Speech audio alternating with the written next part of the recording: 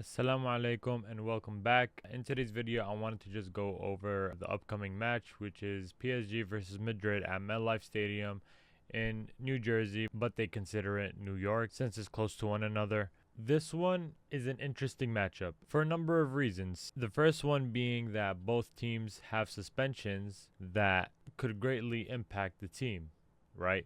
And most of the questions come to Real Madrid and whether or not they could perform, which, if you guys did not hear, Dean Huijsen just got suspended against Dortmund. I spoke about it in my last video. I don't agree with the decision of the red card. Maybe a penalty, but I don't know about the red card. But yeah, it happened. Huijsen got a red card and now he's suspended for this next game. And also PSG got 2 red cards, and one of them is very, very, very important because their most important defender, well, not the most important, but one of the most important defenders, which is Pacho, he got suspended because of a red card. Hernandez also got suspended, but he's a substitute, so it doesn't really affect PSG as much. And most likely, Beraldo is going to be the one who replaces Pacho on that suspension, and he's going to play alongside Marquinhos. And that is still a tough defensive lineup, especially with Nuno Mendes still playing, and also their right back, so it's kind of still a tough situation for Real Madrid. With Real Madrid's suspension, Dean Huijsen, I believe Xabi Alonso is not going to put Tchouaméni in the center back role. He has Asensio, which has not been doing the best in the Club World Cup, but I believe that he is the best replacement for Dean Huijsen for a number of reasons. And number one is that he is a natural defender, compared to Tchouaméni, who is not a natural defender. He could play as a center back, but he won't play as that natural defending position. What's interesting about this lineup is that Mbappe is going to meet with his former club for the first time in over a year, I believe. So I believe it is very important for Mbappe to start, not just for the storyline, but as well as his performance against Dortmund and how he came back and scored that amazing goal and showed the world that he is ready, he is fit, and he is healthy again, and he is ready to start again. This won't be easy for Real Madrid. If I had to say who has it easy, I would say it is PSG, just because of the fact of how consistent they are, and especially of how scary their attackers are, alongside their chemistry, right? We know that they have a strong head coach who's been coaching for decades, and that's Luis Enrique. And Xabi Alonso, this is his first year coaching for Real Madrid, and I believe this is his 3rd year coaching in general. So it's Real Madrid could be seen as an underdog here, but everybody knows that you never count out Real Madrid. So yeah, this is really tough to bet on, and you got the best European team in the world right now against the best European team in history, right? So you really don't know who to go for. But if you had to choose a team right now, it would have to be PSG, I would assume. However, considering that Real Madrid has Xabi Alonso, there are ways for Real Madrid to break this PSG team, especially with the tactics, with the right lineup, and especially how they approach this game. Because remember, against PSG, you cannot make mistakes. If you make even a simple mistake, they always capitalize on it, and that's what makes them a scary team. Over here is the lineup of Real Madrid. Not the lineup that is confirmed, but the lineup that I would put up against Real Madrid, considering Dean Huijsen's suspension and considering how PSG plays. And I'm going to explain how it is. Once again, shout out to Faisal, because that's how I knew about the website, and it's the best website that I could kind of do a lineup and kind of move the players around. So obviously this is how the lineup would be. And ignore this formation up here, but it would technically be 4-2-1-3. However, I feel like if we are going to defend, there are going to be changes, right? And we've seen it so far in the Club World Cup. This is how Real Madrid defends, and this is their defensive formation once PSG is attacking or once another team is attacking. And it has been working, right? Ignore Dortmund's game. That game was something like, I don't even know what to say. But yeah, I feel like this works, but something in this lineup just bothers me just a little bit. And something that Real Madrid does that allows the team to capitalize against them is that they wait for the player to do something with the ball before they start pressing or before they start putting the pressure on the attacker, right? For example, when we have, let's say, Rudiger or Fran Garcia, when they're waiting for their opponent to push them, they are not going to, fake the attacker. They're not going to do a little feint to get them to react. They kind of like wait for the player to do something. And then waiting that long allows them to give a free pass, allows them to like kind of scan the field, and allows them to even cross the ball into the inside, which has been Real Madrid's weakness. So it's something that I wish Real Madrid's defenders and also like even in the midfield as they're pressing is to don't give them time to like look around and pass, right? Knowing when to press and pressing logically is the best type of defense that would kill any team. When these defenders are just standing here like kind of in a straight line and just waiting for a cross or waiting for the player to do something, waiting for the player to shoot, it's not going to work. You're giving them the chance, and then you're going to have to rely on Courtois, which, like I said, has been saving us for many, many, many, many years and many times. Going back to how this attacking formation would work, it would work in many ways, right? For example, Fran Garcia has improved a lot under Xabi Alonso, and I mean a lot. He surprised the football world, and I've been saying this, probably not on camera, but I've been saying this even before, the year before.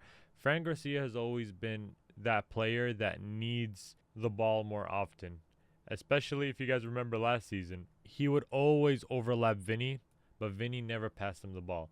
And like I said, I don't know if that's a tactic that like Fran Garcia has to draw defenders from Vinny. That has not been working.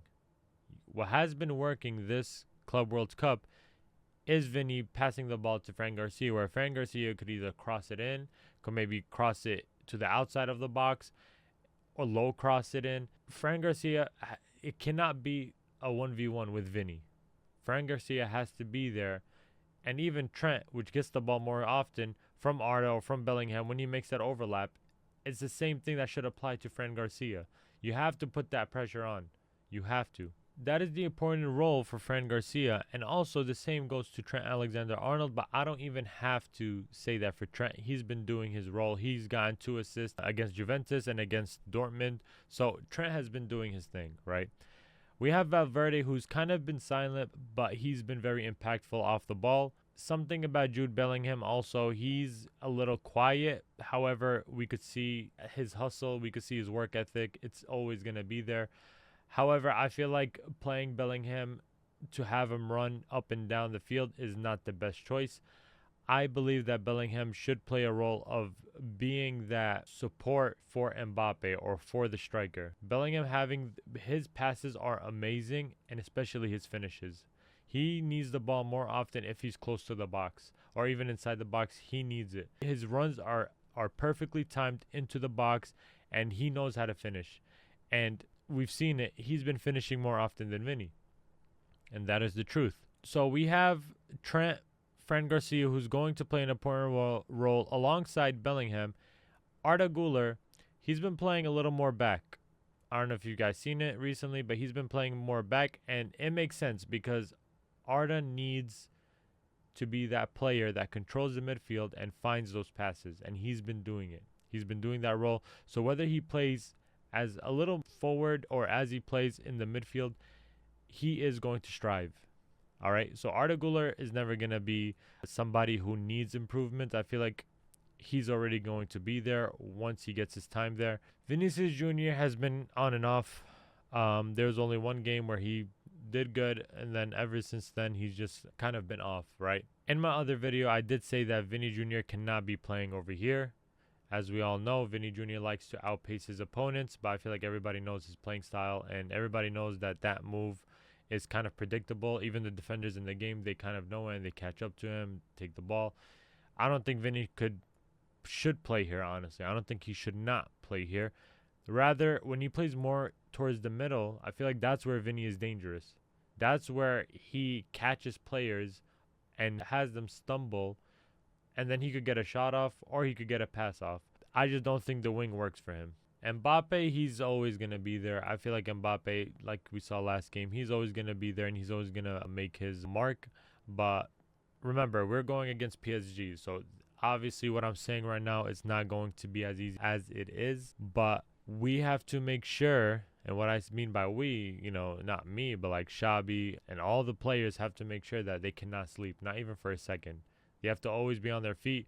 The weather, it's going to be hot, but they have to push if they want to make it to that final. Remember, PSG are the champions of the world, the European champions, French champions, all type of champions. That's PSG. So Real Madrid cannot sleep on PSG or else they will get punished. I am not the smartest when it comes to making tactics and making formations, but I believe that it is very important to reflect on your games and in general reflect in life, right? You have to reflect and see what works and what doesn't work, and also to learn new things, right?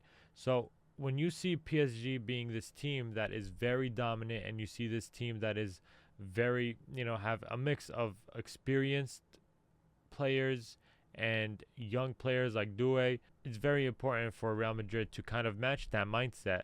And it kind of falls on Xabi Alonso, right? Not yesterday. Last year, we all said Ancelotti this, Ancelotti that, Ancelotti this. So now we have Xabi Alonso. In my opinion, I feel like since he is still young and new to this managing and coaching scene, I feel like he is going to be the person in that team and in that circle to make sure his players do what they have to do. And in my opinion, if Real Madrid are able, for the full 90 minutes plus a couple of minutes of extra time, if they are able to keep up this high pace against PSG, I do not see them losing. The way PSG win is through their counters and through catching their opponents off guard. You guys could look at how they got their goals. It's most of the time, it's because of that. Other than that, they always create their own shots and they score amazing goals this season. However, I feel like Real Madrid cannot sleep. If they are caught sleeping, I'm telling you, I know that PSG is going to punish them. So Xabi Alonso has to do his role as a manager to make sure that Real Madrid are not sleeping on the field. Even if they have the lead, they cannot relax, because we saw what happened against Dortmund. I don't like making predictions. I would never make a prediction. But I would see, like I said, Real Madrid going through if they have, number one, high pressure, and number two, they do not sleep. Because those are the two most important things they need against a team like PSG that is experienced and that is young.